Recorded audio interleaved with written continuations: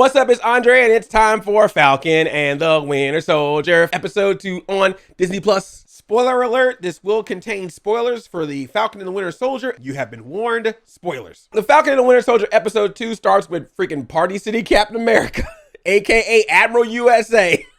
I know, everyone's all like, he's based on the character US Agent from the Marvel Comics. I understand that, but in this house, he's Party City Cap, aka Admiral USA.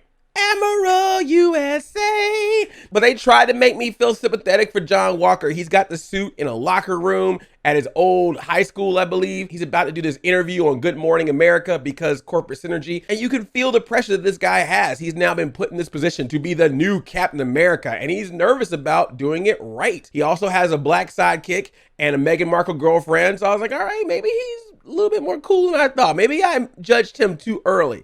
Plus, the dude comes with an amazing drum line. Where did this drum line come from? I was expecting a typical Marvel Studios music to play over the logo. They were like, nah, man, we bringing some drum line up in this. I'm like, is Nick Cannon around? Because it's like, bump, bump, bump, bump. But I was like, oh, shoot. I was in my chair like, oh, dang. Blow me up with her love. We also learned that John Walker is just a regular dude. He's not a super soldier. They didn't give him any special abilities. He even says in his interview, look, I'm not Tony Stark. I'm not Dr. Banner. I ain't got no gimmicks. I got no weapons. I got no tricks.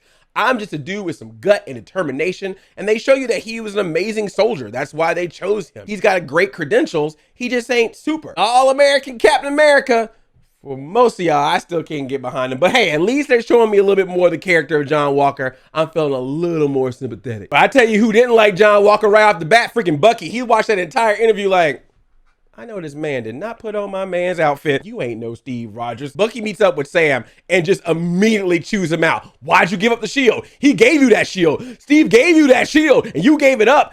Maybe you didn't deserve it. And Sam's like, get off my back. You don't understand. Get off my back, right? I gave up the shield. I'm not happy about this either. I see pictures of him all over the place. Like everywhere Sam walks, there's a giant picture of that freaking, hey everybody, I'm the new Captain America. And he's just like, God dang it, everywhere I go, everybody knows his name is Admiral USA. But Sam's like, Bucky, we ain't got time to talk about the shield right now. We got some bigger problems. We are dealing with one of the big three, which I love that. What big three? The big three. What big three? Androids, aliens, and wizards. Aliens, androids, and wizards. And Bucky's like, there's no such thing as wizards. He's like, yeah, man, we got wizards. Doctor Strange ain't no wizard, he's a sorcerer. A sorcerer is a wizard without a hat. And this is what everyone's been waiting for, and they did not disappoint. In the first episode, we had Bucky and Sam separate, but now that they are together, all that chemistry and that dynamic duo buddy cop goodness that we were expecting from these two, we get it hard in this. They are just going back and forth, talking crap to each other. One point, Sam calls Bucky Buck, and Bucky's like, that's Steve's word. Steve can call me Buck. You can't call me Buck. Also, Bucky jumps out of planes with no parachute. I mean, I know the dude's super soldier and got that arm, but goodness gracious. We don't have enough parachutes. He's like, I'm good. Don't try this at home. They were on this mission and Bucky wanted to go in guns a-blazing. Sam wants to be all stealth, uses Red Wing drone and all that. He's even making fun of Bucky the entire time because Bucky does not like Red Wing. And so every time Bucky does something crazy, he's like, I got that on camera with Red Wing. He's like, I'm gonna destroy that freaking drone. But man, the part that got me was Sam tried to give Bucky some crap. He was all like, spend a little bit of time in Wakanda, and all of a sudden you think you White Panther. And then Bucky was like, well, I'm White Wolf, actually. And Sam was like, what? They actually gave you a name? Wakanda forever. They tracked down some of the Flag Smashers. This is that group that is trying to cause chaos because they actually liked how the world was during the blip. They seem to be stealing some medicine, some vaccines. I was like, whoa, don't steal any vaccines. We might need those right now. And they survey one of the trucks and it looks like there's a hostage inside. So Bucky runs in. He's like, we got to save that hostage. And he busts open that door and there's this girl like, he's like, are you the hostage? Can I help you? And she's all like, she starts smiling like a freaking Cheshire cat. She's like, ooh, I tricked you, fool. Kablam!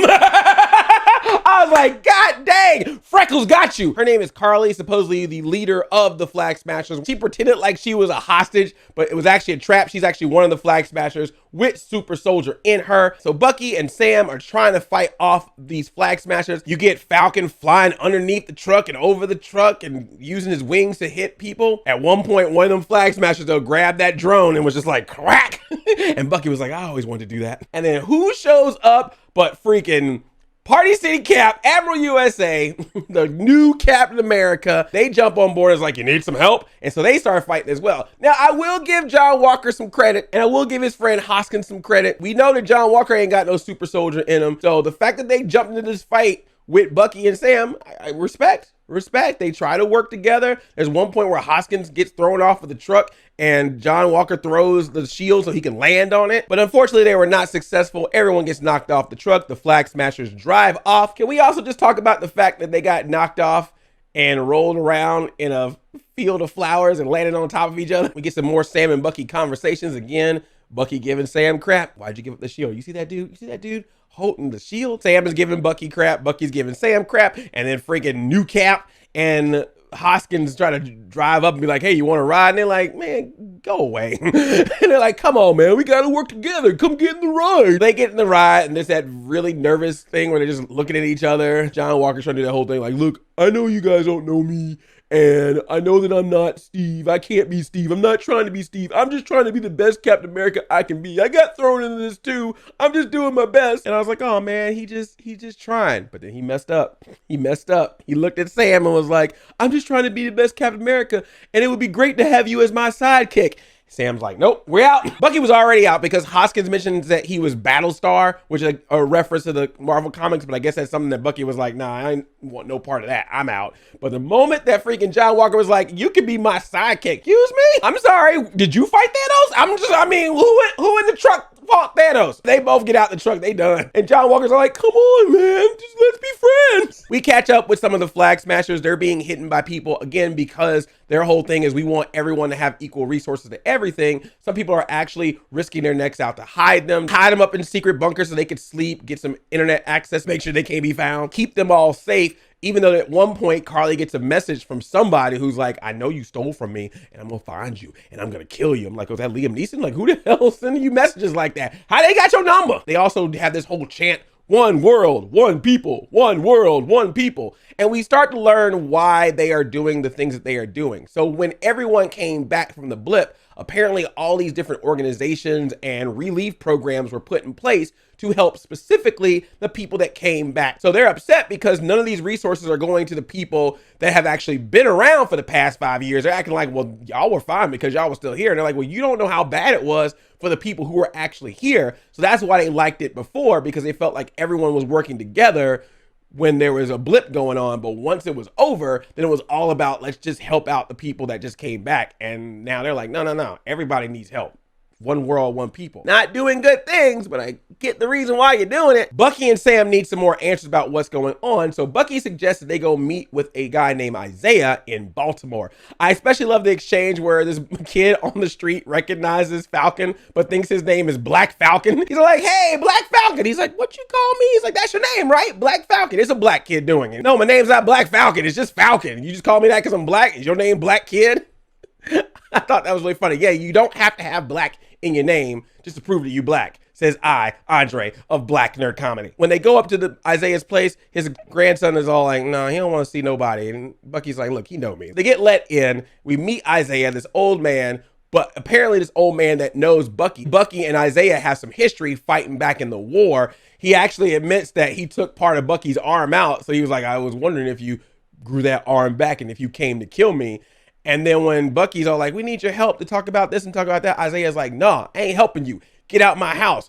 You got to choose how you want to be. I didn't get to choose nothing. And he grabs his ashtray or something and throws it, but it's like super fast thrown and it gets stuck in the wall. And that's when we realize, oh shoot, this guy, Isaiah Bradley, was a super soldier, but nobody knew about him, which kind of makes sense when you really think about it. It's like, do we really believe that Steve Rogers was a one and done thing? Like, you think you're going to make a super soldier and not do it again? But apparently with Isaiah, they did it again. Sounds like a little against his will, a little Marvel Tuskegee experiment, if you will. Put him out to war, even going up against the Winter Soldier, but instead of being celebrated and adored and maybe even becoming the new Captain America, instead they put this dude in jail for 30 years and was extracting blood and doing tests on him the entire time. So Isaiah Bradley, that is actually based on a storyline in the Marvel Comics about this character who was a black Captain America, history erased, all this kind of stuff that was thrown against him to really show that the Captain America symbol ain't always as perfect as it might seem. So the fact that they're putting that into this, that they're putting the idea out there that maybe some people, particularly some black soldiers, were forced to be experimented on with the super soldier serum. I'm curious of how much of that experiment happened after Steve Rogers, and maybe if some of that experiment maybe happened before Steve Rogers, because if we want to think that that's the first time they tried. And apparently his grandson, Elijah, in the books is also like another type of Captain America named Patriot. There's a lot of young folks that are popping up in some of these series and movies. Are we getting a Young Avengers team? So we got a black super soldier, possible Captain America, erased from history. And even Sam didn't even know about it. So of course Sam is upset. Sam and Bucky are yelling out in the streets. Guess what happens next? Whoop, whoop, that's the sound of the police. So a couple of cops show up, of course, going to Bucky. Is this man bothering you? Can I see some identification, sir, to Sam? And he's like, who around here fought Thanos? They kept asking him for ID. And then all of a sudden was like, oh, you're the Falcon. Oh, I'm sorry. I didn't recognize you without the goggles. This show, Marvel is going there. And the scene could have ended there. It already was a gut punch. But what makes it even more of a gut punch is while they are figuring out that he is the Falcon, and before they were about to let him go, a second group of cops come in. And I was like, God dang, Falcon, he can't get a loan. He found out there was a black super soldier he never heard of. He's about to get arrested on the street for just talking to his friend. This is a hero. He's a superhero and he can't catch a break. But then they're like, oh no, Sam, Falcon, you all right. Bucky, however, missed his therapy session, so we got to arrest him because he missed one of his court-ordered therapy sessions. I told y'all in the last episode, who's the real villain for Bucky? Therapist. She's like, oh, you ain't gonna come to my session? Boop, boop, boop, boop. Excuse me, go down to Baltimore, please. Never mess with a therapist. Therapist comes down to see him, and Sam is there as well, but Bucky actually gets released. Guess who releases him? Freaking Party City Cap. And he comes into like, hey, I did it. As long as you have a therapy session right now, then you'll be totally fine and free to go. Me, the new Cap. So they now have to have an immediate therapy session. And the therapist was like, Sam, you coming in here too? And he's like, nah, I'm good. She's like, I'm sorry, this was not a request. Get your butt in here. We doing couples therapy with Bucky and Sam. Literally having them like sit beside each other and then eventually like getting close to each other where one has to open their legs up for the other one to get super close. They have couples therapy. She asked them to look at each other, which turns into a staring contest. She's like, just blink, dang it. But then we find out why Bucky is really upset with Sam for giving up the shield. He tells Sam, if you gave up the shield, then that means that Steve Rogers might not have been right about you. And if he wasn't right about you, then that means he might not be right about me.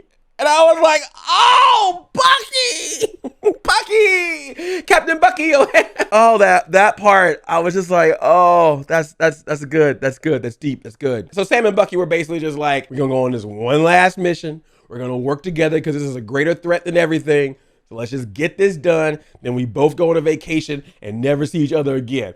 And Bucky's like, that sounds like a good idea. And they walk off and therapist is like, oh my God. But right before Bucky leaves, he goes, therapist. She's like, yeah. What was that second rule again? Don't hurt anybody.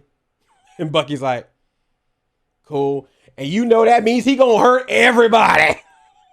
If you ask somebody you're not supposed to hurt somebody, you know the follow-up is hurting somebody. And they go outside and stupid Party City Cap uses a cop car alarm to get their attention. You idiot. Sam almost got arrested for no reason. Bucky did get arrested. And you think the way to get their attention is to turn on a cop car? Is he really this? Ooh, this John Walker. But John Walker and Hoskins are there and they're like, man, we got to stop these flag smashers, but we can't do it if we're arguing with each other. So let's work together. And Sam and Bucky just got real with them. Like, man, y'all part of the government. So you got to follow some protocol. We're free agents. So we can do whatever we want to do. So thanks, but no thanks. And then John Walker, I have been trying to give this dude sympathy this entire episode. I was feeling bad about his pressure of trying to be the new captain. I was all like liking his girlfriend. I was liking he got his friend here, Hoskins, and he was trying to get Sam and Bucky on his side. I thought we were cool, but then right when Falcon and Winter Soldier walk off, John Walker had to be like, hey, you two, if you're not going to work with us, I just got one request. Stay the hell out of my way. I was like, see, there it is.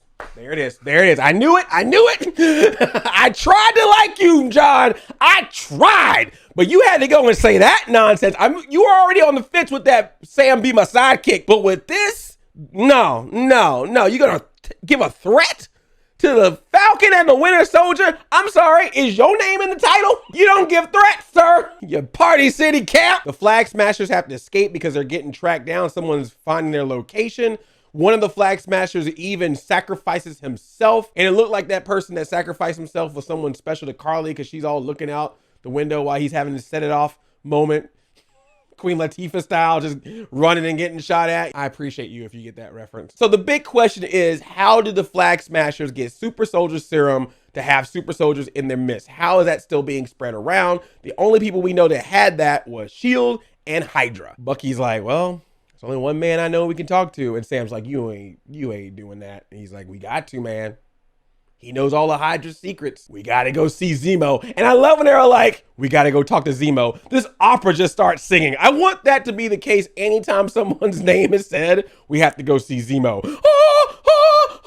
And then we cut to some maximum security prison lockdown place. And there's Zemo just sitting there like, my time to shine. And I was so mad too, because as soon as they showed Zemo on screen, I'm like, this episode about to cut right here, ain't it? And sure enough, they didn't even show like 5 seconds of Zemo's face. Cut the credits. Man, for this to only have like one major action scene, when you really think about it, this was a really good episode because it had humor in it. It had heart in it. It had some drama in it. It had some real life in it. Like, I was expecting like some bare bones action stuff with the Falcon and Winter Soldier, but this show was getting deep. Everything from what the Flag Smashers are doing to what Sam and Bucky are both going through post saving the world. I can't wait to see the next one. And I definitely can't wait to see how Zemo gets wrapped up in all of this. That's going to be interesting. What do you think of this episode of the Falcon and Winter Soldier? Are you excited for more? Thank you so much for watching this video. Give it a thumbs up if you like it. And if you are new here, please feel free to subscribe to my channel. Thank you so much. I love you like a play cousin. I'm Audi 5000.